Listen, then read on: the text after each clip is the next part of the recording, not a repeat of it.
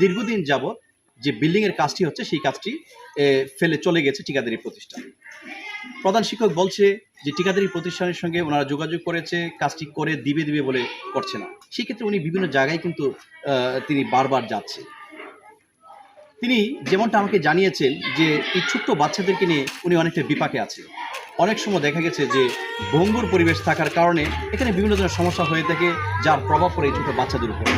সেই ক্ষেত্রে ওনারা দাবি করছে দ্রুত সময়ের মধ্যে এই কাজটি সম্পূর্ণ করে ওনাদের কাছে বুঝিয়ে দেওয়া হোক এবং ছাত্রছাত্রীদের ক্ষেত্রে একটি এই সুষ্ঠু পরিবেশ যেন বজায় থাকে সেটাই তিনি প্রত্যাশা করছেন। আমি আপনার কাছে জানতে চাই যে এখানে কতদিন যাবত এই অবস্থাটা পড়ে আছে? 2023 সন থেকে নতুন বিল্ডিংয়ে কাজ চলমান, অদ্যাবধি পর্যন্ত কাজ সমাপ্ত হয় নাই। আমি বারবার নেত্রকোনা এলজিডি ভবন গিয়েছি, ময়মনসিংহ এলজিডি ভবন গিয়েছি, ওনারা বলছেন যান দ্রুত হয়ে যাবে। এইভাবে দীর্ঘদিন চলমান।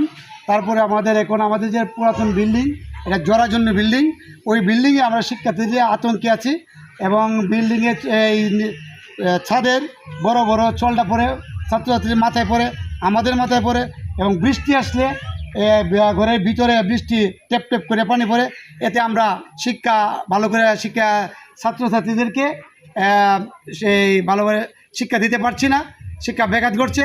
আমরা চাই নতুন বিল্ডিংয়ে যে কাজ, বারবার বলার পরেও তারা কাজগুলো করতেছে না। এখন ঠিকাদার যে এইগুলো কাজ রেখে চলে গিয়েছে, যাতে দ্রুত সময়ের মধ্যে এই কাজটা আমাদের সমাপ্ত করে দেয়। ঠিকাদারের কাছে যোগাযোগ করলে সে বলে না ভাই আমার দ্বারা কাজ সম্ভব না, যেভাবে আছে সেভাবে আপনারা উঠে পড়েন। এইভাবে এখন আমাদের এই অবস্থা উঠলে আমাদের বাকি কাজগুলো হচ্ছে না।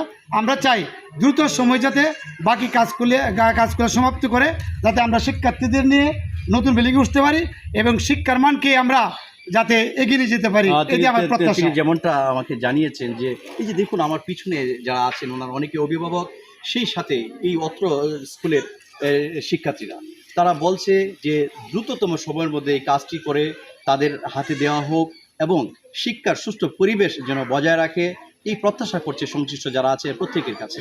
নেত্রকোনা ৮ উপজেলা থেকে সৈয়দ মাকসুদুল হক, বৈশাখী টেলিভিশন।